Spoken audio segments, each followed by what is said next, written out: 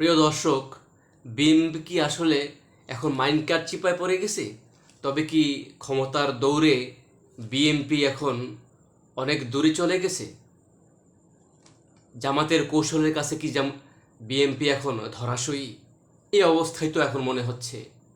কারণ গত 16টা বছর কতটা নির্যাতন, কতটা কষ্ট, কতটা গ্লানি পেতে হয়েছে জামাত ইসলামকে, এটা বাংলার মানুষ প্রত্যেকটা অক্ষরে অক্ষরে জানে। কিন্তু এখন যে পরিস্থিতি হয়েছে, এখন মানুষ বুঝতে পারছে যে আসলে জামাত ইসলামকে বিনা দোষে, বিনা কারণে, রাজনৈতিক প্রতিহিংসার কারণে তাদেরকে ফাঁসির দুয়ারে পৌঁছে দিয়েছে স্বৈরাচার সরকার। গত একটা বছর হলো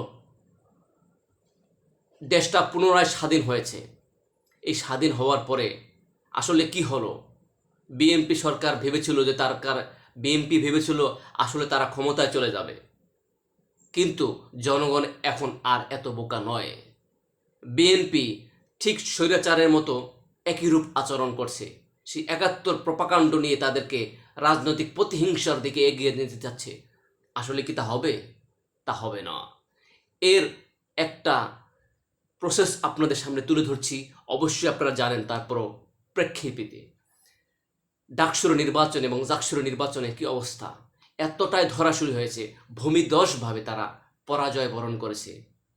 এতে তাদের নির্বাচনে যেটা স্বাদ ছিল, কথায় কথায় কথায় কথায় যে নির্বাচন দেন, নির্বাচন দেন, নির্বাচন দেন, সেটা এখন, এই বুলিটা এখন স্তব্ধ হয়ে গিয়েছে।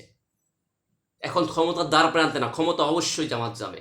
কারণ এই বাংলার মানুষ এখন প্রতিটা অলিতে গলিতে, রাস্তায় রাস্তায় যেখানে দেখেন তার সাথে কথা বলে দেখবেন, অবশ্যই তাদের মনের ঢেউ, মনের ভিউ, মনের আশা কোন দিকে, এটা বুঝতে পেরেছেন।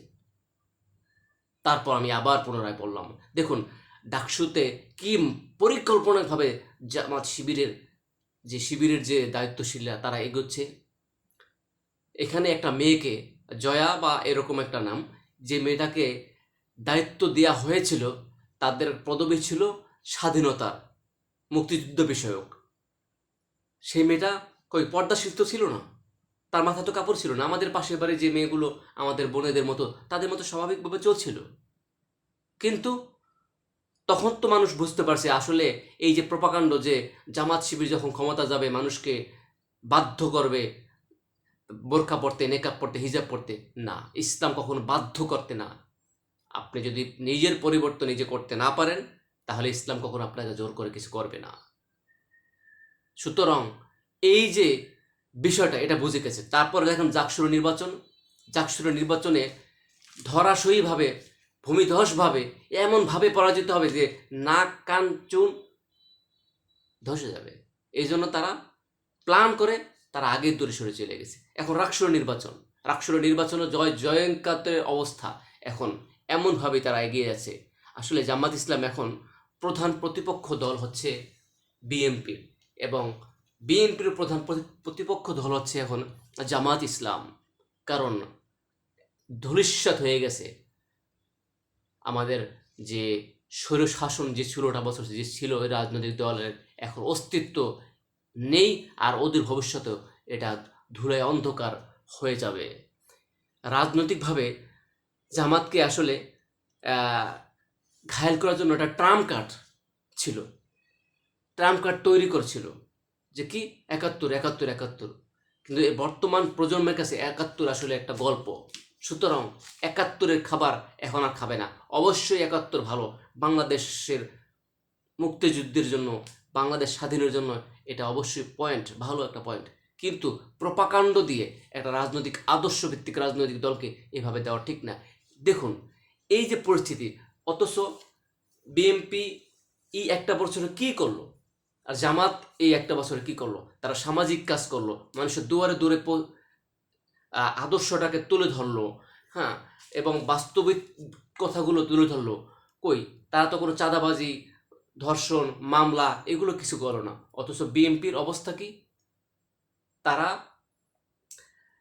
তারেক জিয়া অনেক অনেক অনেক তাদের দলীয় লোককে বহিষ্কার করছে। কেন? অবশ্যই নৈতিকতার দিক থেকে তারা ঠিক ঠিক ছিল না। এভাবেই তারা এগিয়ে যাচ্ছে। এরপরে দেখুন, জিয়াউর রহমান কিন্তু একটা আদর্শ ছিল, এবং ইসলামের প্রতি সহানুভূতি ছিল, কিন্তু সেটা এখন নাই। তারপরে আবার বিএনপির ডানপন্থী যে নেতাগুলো রয়েছে তারা কিন্তু এখন আড়ালে রয়েছে, আর বামপন্থীগুলি এখন ফেস করছে। সুতরাং একটা আদর্শকে ধ্বংস করতে চাইলে উত্তম আদর্শ দিয়ে ধ্বংস করতে হবে। তো মারামারি কাটাকাটি কখন এভাবে করে বেশি দূর এগ্রি হওয়া যাবে না। মানুষের স্থানে জনগণের মনে ঠাঁই পাওয়া যাবে না।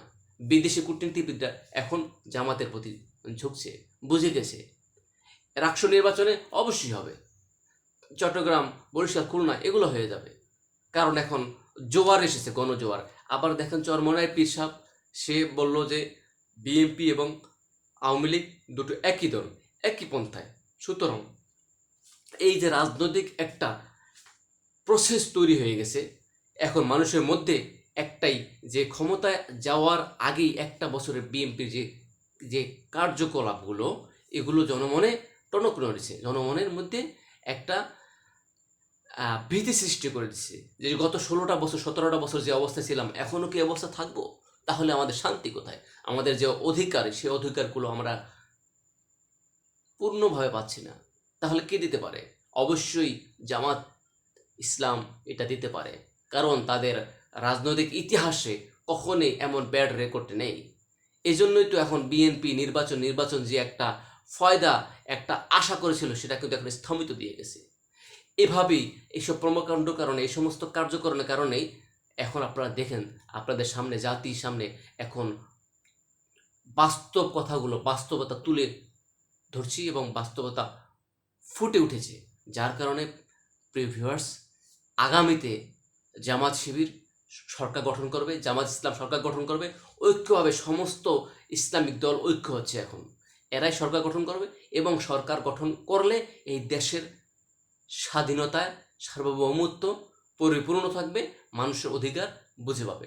ধন্যবাদ প্রিয় ভিউয়ার্স, আমার সাথেই থাকবেন, সাথে থাকতে থাকতে ভালো লাগবে, আর ভালো লাগা থেকে ভালোবাসা সৃষ্টি হয়ে যাবে। ধন্যবাদ। লাল গোলাপের